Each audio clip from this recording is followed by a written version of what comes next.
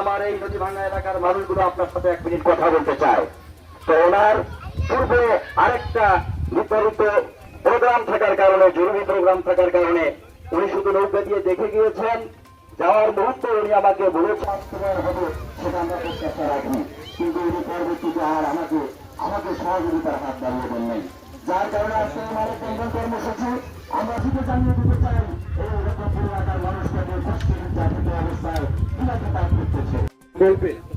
আজকের এই মানববন্ধন কর্মসূচিতে সংহতি প্রকাশের জন্য এখানে উপস্থিত হয়েছেন মাটি মানুষের সংগঠন বাংলাদেশ জামাতে ইসলামের গাইবান্ধা জেলার সিনিয়র নায়েবে আমির, ফুলছড়ি শাখাদার আগামী দিনের এমপি প্রার্থী, বীর মুক্তিযোদ্ধা জনাব আব্দুল ওয়ারিস ভাই সহ উপজেলা সেক্রেটারি মাওলানা আনিসুর রহমান সহ অন্যান্য নেতৃবৃন্দ, প্রিয় রতনপুরবাসী, সাংবাদিক বৃন্দ, সুধীমণ্ডলী, আজকের এই মানববন্ধন অনুষ্ঠানে উপস্থিত বিভিন্ন পাড়া মহল্লা থেকে আগত আমার মা বোনেরা অংশগ্রহণ করেছেন।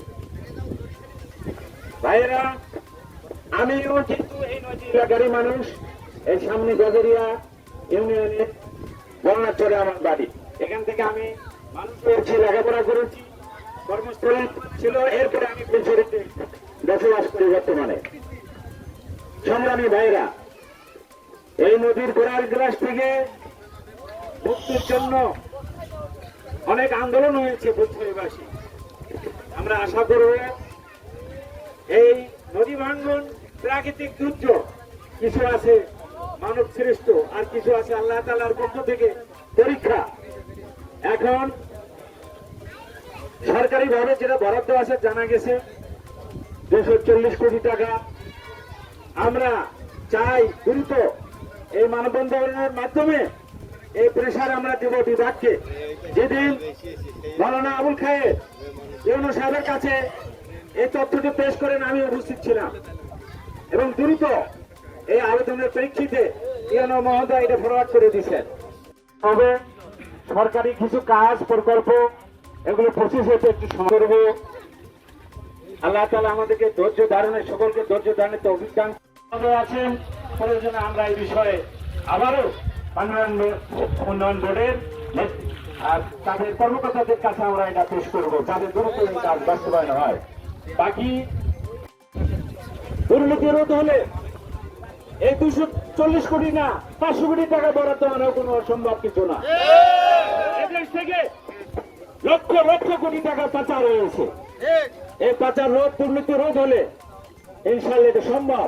আগামীতে বাংলাদেশ জামাতে ইসলামীকে যদি আপনারা পাশে থাকেন, ক্ষমতায় আনেন, ইনশাআল্লাহ এই সমস্ত কাজ মেগা প্রকল্প পার করা এটা সহজ হবে।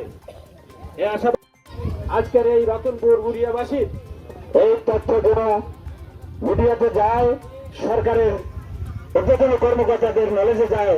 এই এলাকায় কোন বিশ্ববিদ্যালয় কলেজ নাই, বিশ্ববিদ্যালয় কলেজ করা হবে ইনশাআল্লাহ। এই এলাকায় সিনিয়র মাদ্রাসা আলেম পর্যন্ত রয়েছে। এই এলাকার ছাত্র ছাত্রীরা পড়াশোনার জন্য বগুড়া, রংপুর, ঢাকা যেতে হয়। এখানে সিনিয়র মাদ্রাসা হলে, ফাজিল মাদ্রাসা হলে সকল ছেলেমেয়েরা এখানে বিনা খরচে লেখাপড়া করতে পারবে। কাজী ভাই এই মাদ্রাসা আলেম ফাজিল মাদ্রাসা কামিল মাদ্রাসা উন্নতি করা হবে ইনশাআল্লাহ। সেই সঙ্গে আমাদের এলাকায় নদী ভাঙন এলাকায় আসমান যাতে চিকিৎসা কেন্দ্র থাকে সেই ব্যবস্থা করা হবে ইনশাআল্লাহ। সেই সঙ্গে এখানকার ভাই বোনেরা যারা দাঁড়িয়েছেন তাদের কাছে আর একটা ইনফরমেশন দিতে চাই। বিগত সরকারেরা বিভিন্ন ক্ষেত্রে রাস্তার উন্নয়ন, দুস্থ ভাতা, বিধবা ভাতা বিভিন্ন ক্ষেত্রে তারা দেখেছে টাকা পয়সা লুট করেছে, এবং জামাত ক্ষমতায় গেলে সমস্ত অধিকার, নাগরিক অধিকার, বিধবা ভাতা, বয়স্ক ভাতা, রাস্তার উন্নয়ন, গ্রামের উন্নয়ন সমস্ত কাজ দূর করা বোঝাবে ইনশাআল্লাহ। বিনা ঘুষে যাবে, কোনো ঘুষ দিতে হবে না। তাই আসুন আমরা আবারও দাবি করছি রতনপুর এলাকার এই নদী ভাঙন অবিলম্বে এই ভাঙন রোধে কার্যকর পদক্ষেপ নিতে হবে। যে 246 কোটি অর্থ বরাদ্দ দেওয়া হয়েছে তার থেকে কিছু টাকা নিয়েছে, অবিলম্বে তরিত প্রত্যেকের কাজ শুরু করতে হবে ইনশাআল্লাহ। 1 বিঘা জমি নদীর ভাঙনের পুকুরে না পড়ে এই দেশের এই এলাকার নাগরিকরা মানবতার জীবন যাপন করছে তার থেকে তাদের রেহাই পায়। এই হাফার রেখে এই দাবি জানিয়ে শেষ করছে আখের দাওয়ানা আলহামদুলিল্লাহ রাব্বিল আলামিন। সাংবাদিক ভাইদের এবং সমস্ত বুদ্ধিতে পেতে সমস্ত জনগণ বিসমিল্লাহির রহমানির রহিম। আমরা নদী এলাকার মানুষ অভাবী। আমার মুখের খিদের ঠেলায় একদিকে আমরা দিলে বাস চলে, না দিলে না চলে। আমরা অসহায়।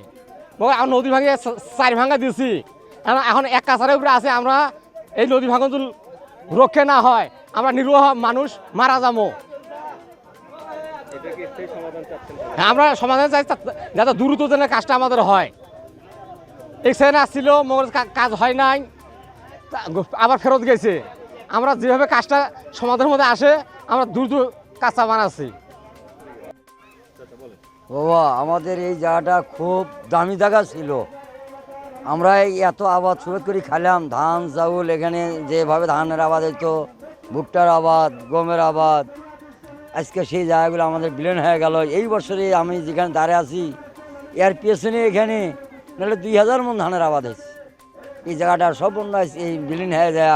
দেখেন এখান থেকে উত্তর পর্যন্ত আর দক্ষিণ পর্যন্ত কত বাড়িঘর দিয়ে চলে যাবে, এর কোনো শেষ নেই। আর যার যা মনের আশা আশঙ্কা সব শেষ, সম্পদ ভাঙ্গি চুরি শেষ।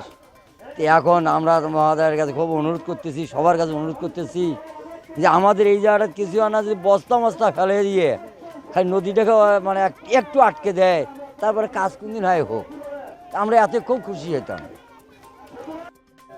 মারা গেলে কোথায় থাকবো? আমার সাথে গোরস্থান আছে, নদী ধরলে গোরস্থান চলে গেলে আমরা কোথায় মাটি দিবে? আমাদের কোড়ায় মাটি দিবে? নদীর উপর, কাছারের উপর ঘর। আমার বিধবা মানুষ, আমার এলে দেখাশুনের কোনো লোক নাই। আমি অনেক চিন্তা ভাবনার মধ্যে আছি। আপনারা চান এখানে স্থায়ীভাবে নদী রক্ষার কাজ হোক? হ্যাঁ। দিনাজপুর টিভি মানুষের জীবনের কথা বলে।